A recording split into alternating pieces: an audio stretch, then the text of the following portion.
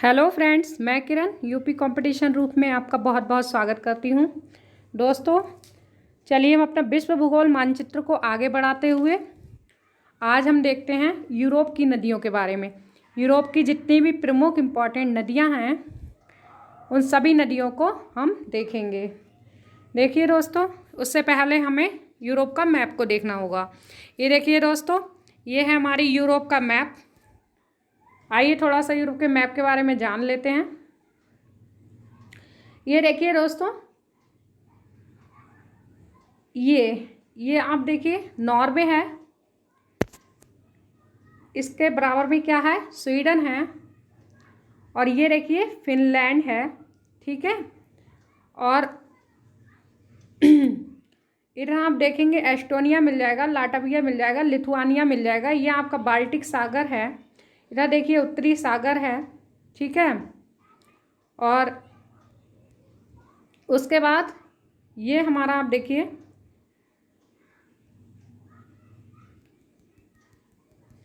ये देखिए आपको पुर्तगाल मिल जाएगा, स्पेन, फ्रांस, ठीक है। और ये आपका पोलैंड, जर्मनी, पोलैंड, और ये आपका मिल जाएगा इटली। यहाँ पे आपको स्विट्ज़रलैंड मिल जाएगा। तो जितने भी इम्पोर्टेंट, ये बाल्टिक सागर आपका है। इधर देखिए आ जाइए काला सागर, यहाँ देखिए कैस्पियन सागर है। तो यहाँ मोटे मोटे तौर पे हमें देशों के नाम पता होना चाहिए, ठीक है। उसी के बाद हम मैप को कर पाएंगे अच्छे से। ये आप देख लिए, ये जूट जिसको हम बोलते हैं जूट आइलैंड, ठीक है, जिसपे कि हमारा क्या है, ये जूट आइलैंड है। देखिए ध्यान से, एक सेकंड क्लीन कर लेते हैं उसके बाद। ये देखिए ये जूट आइलैंड है, ठीक है, इस जिस पे हमारा क्या है, डेनमार्क स्थित है। तो ये सब चीज़ों के बारे में हमें पता चलना चाहिए। चलिए अब हम बढ़ते हैं आगे अपने मेन टॉपिक पे, क्या है, यूरोप की प्रमुख नदियाँ, ठीक है। चलिए आइए अब हम देखते हैं। सबसे पहले इधर आ जाइए, अभी हम बात कर लेते हैं। सबसे पहले हम बात करते हैं कौन सी नदी की, सीन नदी की, ठीक है। हम सीन नदी की बात कर लेते हैं। ये देखिए सीन नदी, ठीक है। सीन नदी के बारे में देखिए दोस्तों, ये फ्रांस है, जो फ्रांस का जो पठारी भाग है, इससे निकलने वाली एक प्रमुख नदी है, ठीक है। इसकी घाटी में क्या है, जो गेहूँ है, गेहूँ का उत्पादन अत्यधिक किया जाता है।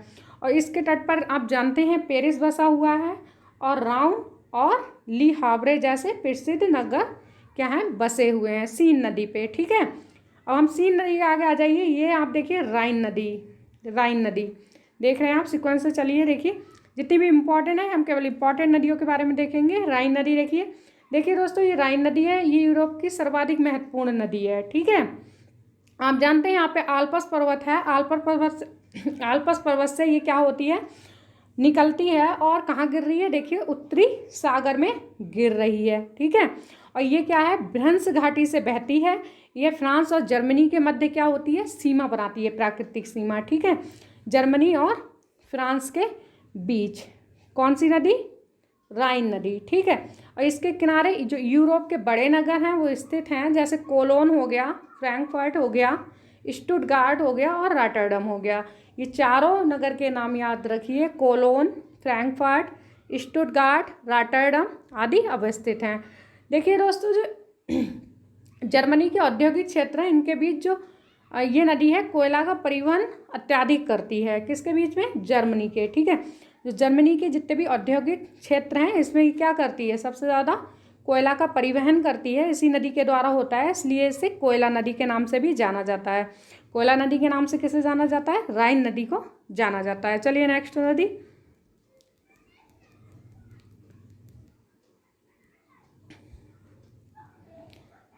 देखिए नेक्स्ट नदी हमारी अभी ये आ जाएगी वेजर नदी, ठीक है। ये देखिए वेजर नदी के बारे में जान लेते हैं। ये जर्मनी में बहने वाली मुख्य नदी है, ठीक है। कहाँ बह रही है, जर्मनी वाले क्षेत्र में, ठीक है। जर्मनी में बहने वाली क्या है, ये मुख्य नदी है। और कहाँ गिर रही है, देखिए आप देख के पता चल रहा है, उत्तरी सागर में गिर रही है, ठीक है। और जबकि राइन नदी कहाँ गिर रही है, राइन नदी भी उत्तरी सागर में गिर रही है, याद रखिएगा, ठीक है। और वेजर नदी भी कहाँ गिर रही है, उत्तरी सागर में गिर रही है। इसके मुहाने पर जर्मनी का जो प्रसिद्ध नगर है ब्रेमेन अवस्थित है, बस इतना याद रखिए, ब्रेमेन अवस्थित है, ठीक है। चलिए नेक्स्ट नदी, नेक्स्ट नदी आ जाइए ये एल्ब नदी। ठीक है, एल्ब नदी, एल्ब नदी के बारे में पढ़ लेते हैं। जर्मनी में बहने वाली प्रमुख नदी है। ठीक है, ये भी कहाँ गिर रही है? उत्तरी सागर में गिर रही है। देखिए राइन, वेजर, एल्ब, तीनों सीक्वेंस से याद रखिए, तीनों ही कहाँ गिर रही हैं?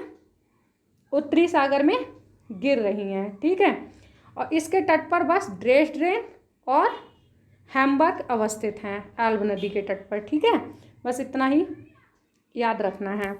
चलिए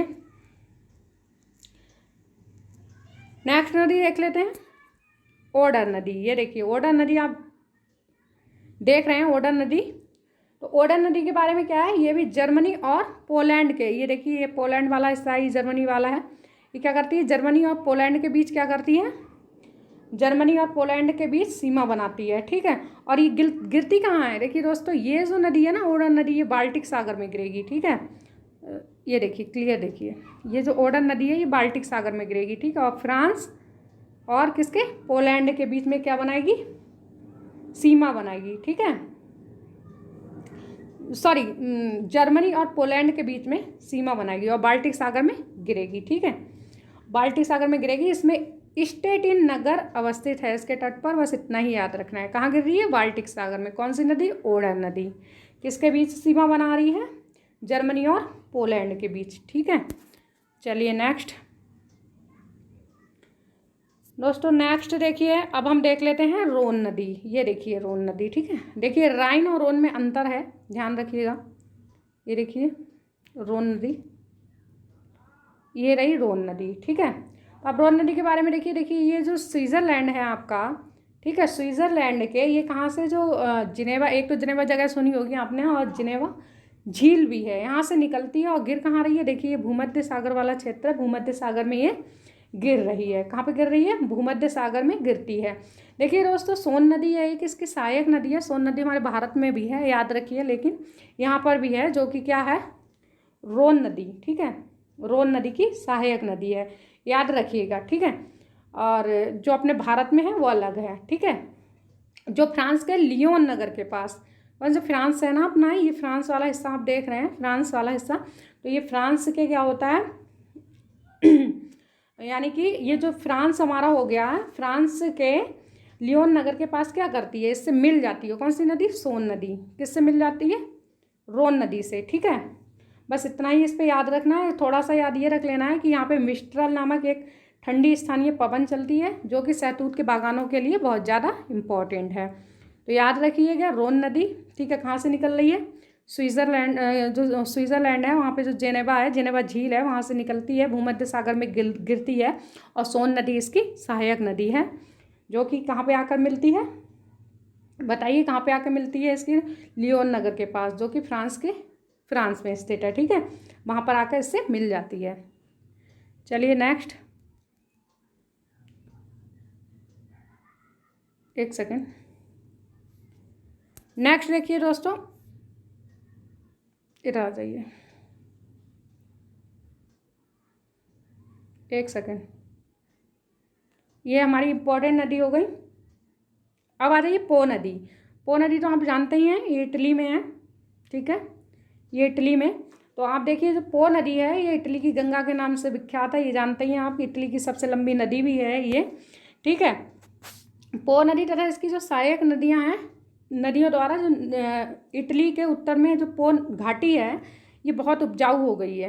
कैसे हो गई है? क्योंकि जो पो नदियां हैं उसकी सहायक नदियां हैं, तो इसके जो जितनी भी मतलब इन नदियों के जो द्वारा जितने भी, पता ही आपको, अपशेष वगैरह और ये जो निक्षेपण के द्वारा ये क्या बहुत ज़्यादा उपजाऊ हो गई है। ठीक है, तो इसके किनारे क्या है? बस इतना याद रखिए, इटली का जो वेनिस, ठीक है, वेनिस तो आपने पढ़ा ही होगा। ठीक है, तो इटली का जो वेनिस है वह इस नदी के किनारे अवस्थित है। बस इतना ही याद रखना है इस नदी के बारे में, इम्पोर्टेंट नदी है, ध्यान रखिएगा। आगे देखिए, आगे अब हम कौन सी नदी के बारे में पढ़ेंगे? इधर आ जाइए,